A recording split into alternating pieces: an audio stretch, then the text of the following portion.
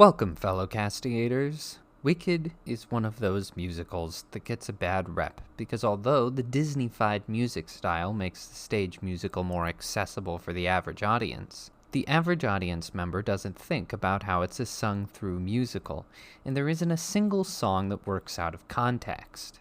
The normies then push the music onto other normies who couldn't possibly understand without having seen it. For that reason, I feel it necessary to first mention that the stage version of Wicked does, indeed, work well. I had the pleasure of seeing it on Broadway, and was even luckier to see Katie Rose Clark, who is the best Glinda, fight me. Wicked's success was largely due to the music of Disney Renaissance veteran Stephen Schwartz, who is known for classics such as Hunchback of Notre Dame, Prince of Egypt, Pocahontas, Enchanted, and that really weird movie where Drew Carey plays Geppetto. When all the world is shining, my foolish prayer may it travel far. Maybe we'll just forget that one. Surprisingly, the music in this version of Wicked remains largely intact. The orchestrations of all the songs are the same, except Dancing Through Life, which is now a very painful pop cover. It doesn't help that Jonathan Bailey riffs throughout the song so much that he ultimately fails to sing any of the notes as written. This is an ongoing problem with Wicked. Many of the cast sing well, but often don't sing it correctly. But I'm getting ahead of myself. Let's talk casting. First up is Cynthia Erivo as Elphaba, who is a little old to be playing a college student at almost 40, but she just manages to get away with it. From an audience perspective, her singing is solid, her acting is easy to watch, and she seems to be putting effort into it overall. From a professional perspective, she leaves you wondering, why her?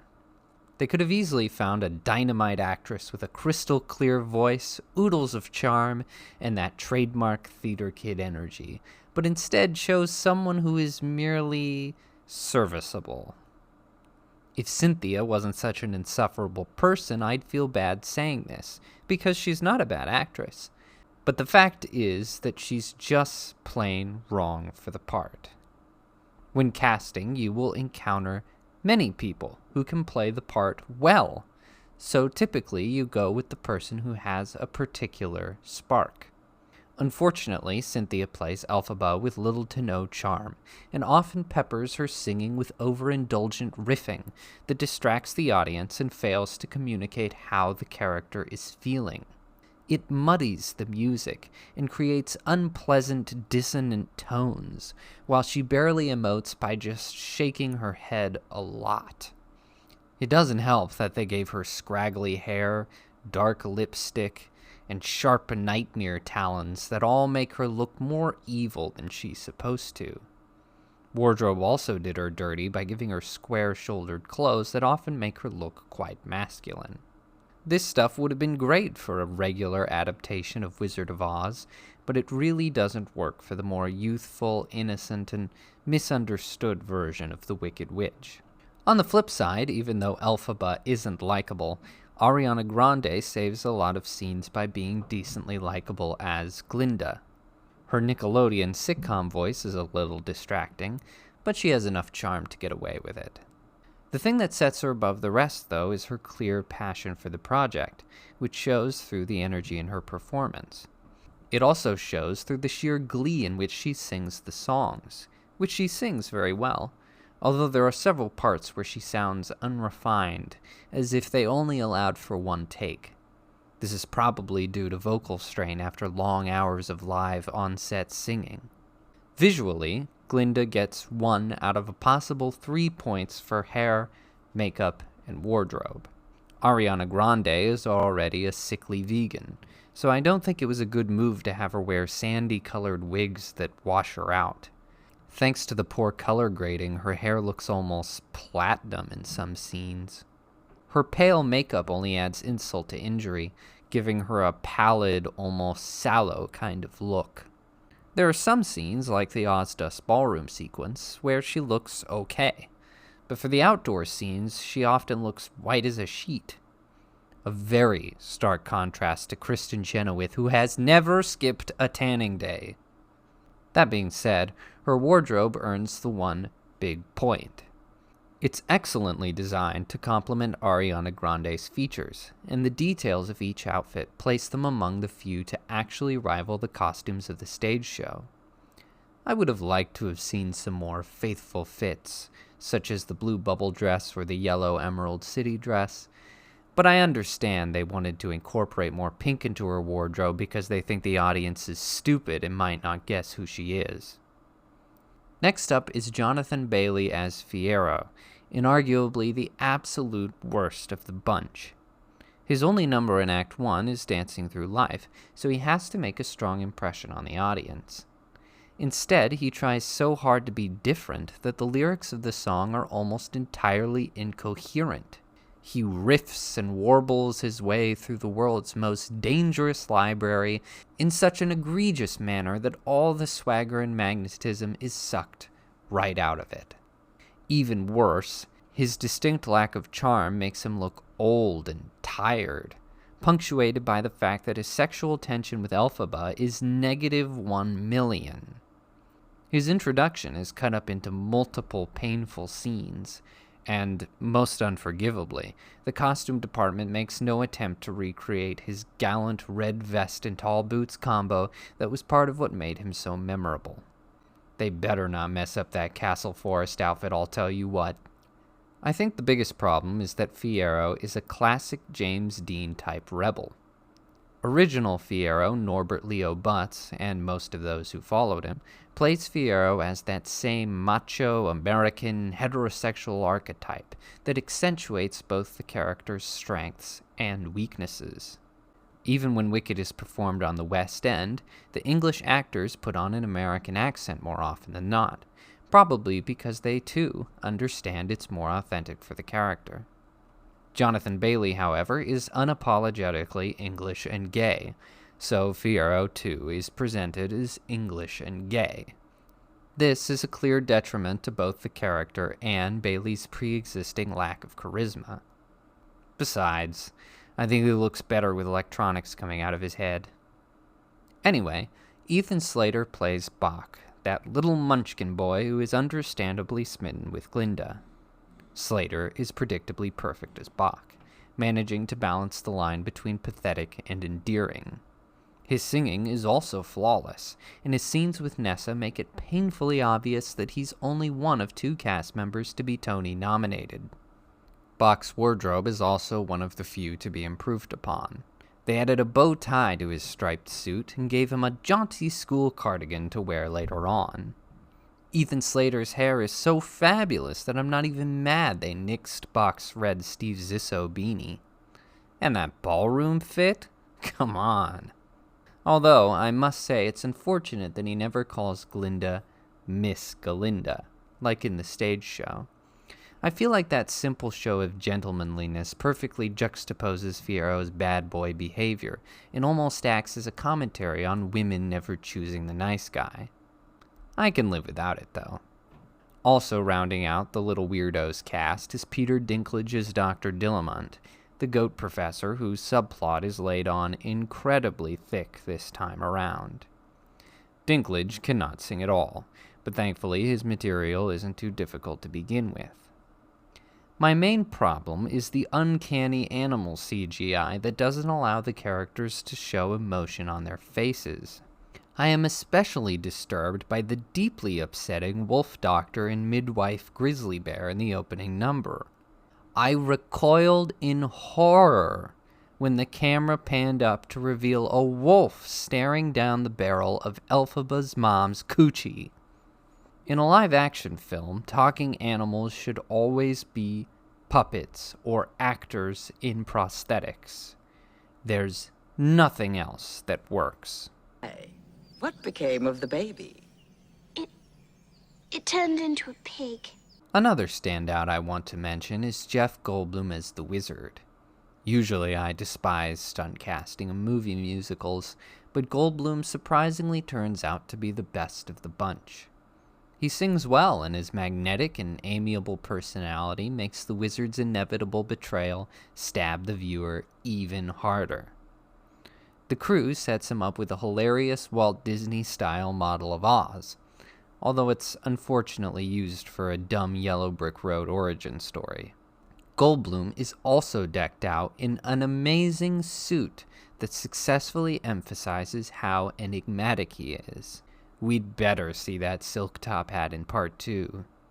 Seriously, though, the wizard is very charming, and I can see why all of Oz fell for his nonsense. It feels like such a waste that this perfect portrayal of the wizard is hidden away near the end of an incredibly overlong film. Lastly, let's do a rapid-fire review of the rest of the characters. Madame Morrible. Good actress, but talk sings. Introduction is overly dramatic. Should have just gotten Carol Kane back. Miss Coddle. Pointless character. Who cares? Nessa Rose. Well, Nessa is supposed to be super gorgeous, and, well, at least she can sing.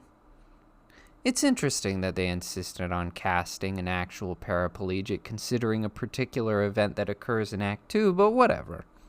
Last and definitely least are Bowen Yang and Bronwyn James, who are two of the most annoying people alive.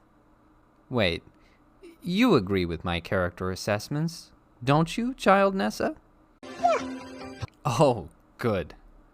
I would also like to point out that, spoiler alert, an additional section of music is added to the song One Short Day, in which original cast members Idina Menzel and Kristen Chenoweth unnecessarily explain the origins of the Grimmery.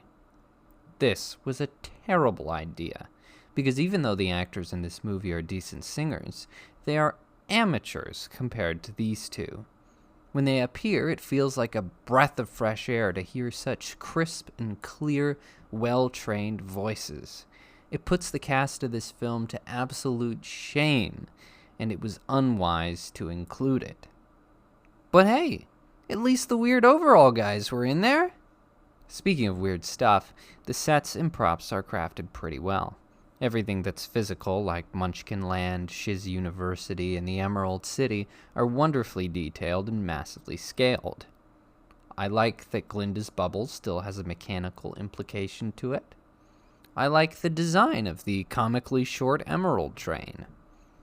I wish they had worked in the Clock of the Time Dragon, especially since it's still mentioned in the script.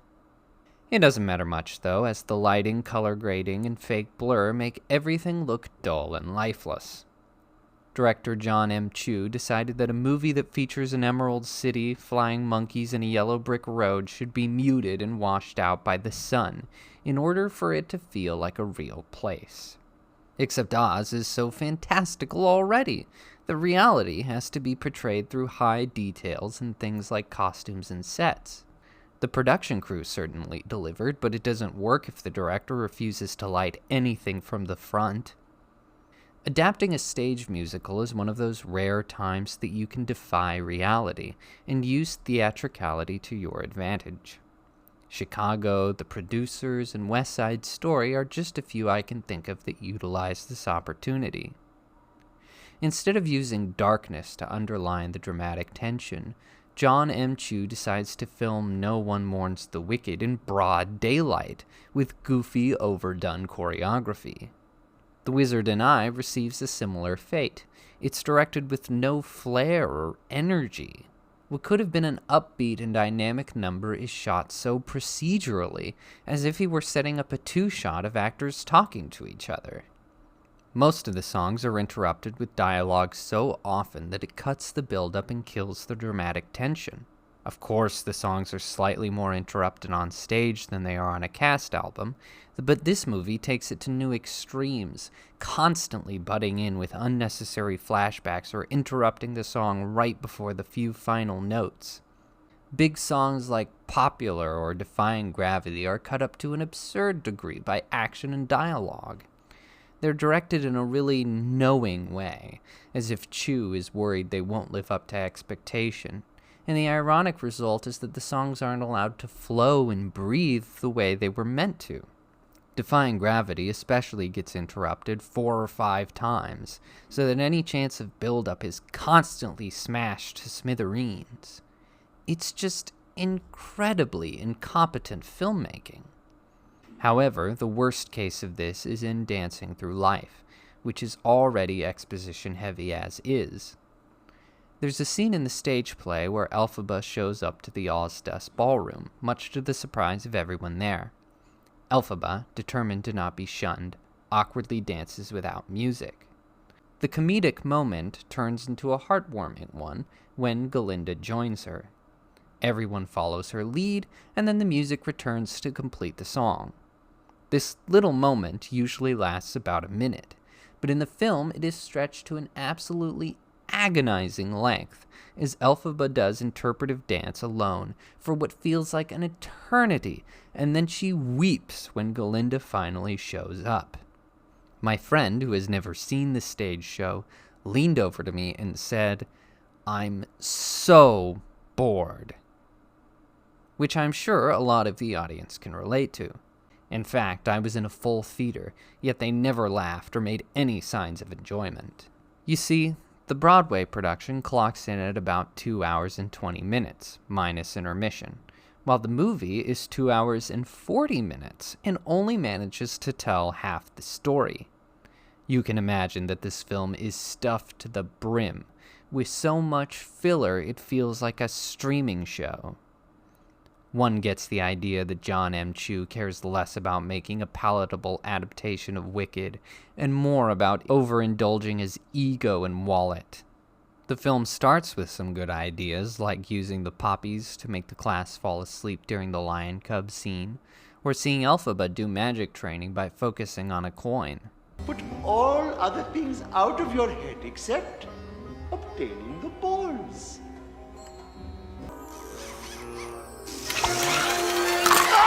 But then it devolves into bad ideas like Elphaba being able to see into the future, an awkwardly long intro into one short day, Elphaba making the broom fly by accident, casting only one dwarf to be in the Emerald City and none in Munchkinland, and a hilarious ending to Defying Gravity where Elphaba's cape cartoonishly elongates as a homage to the effect in the stage show, where black cloth, the same material as her clothing, covers up the cherry picker that lifts the actress up.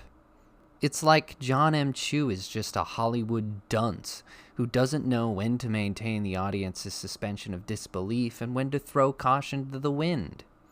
One of my biggest gripes with this film is not in the film itself, but the marketing. I don't just mean the obnoxious press doers, I mean the fact that the studio chose to not market this as a Part 1.